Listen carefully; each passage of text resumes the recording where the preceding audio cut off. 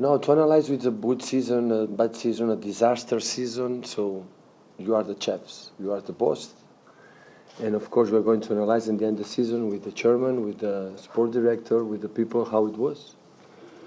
Now we are in February. It's a lot of games to play in the Premier League. And of course, around the corner is the Champions League. The Cup is more around the corner. And that is what I have to do. But what that team did in the first day and the last game, in the last minute, the last game against Swansea, they never gave up.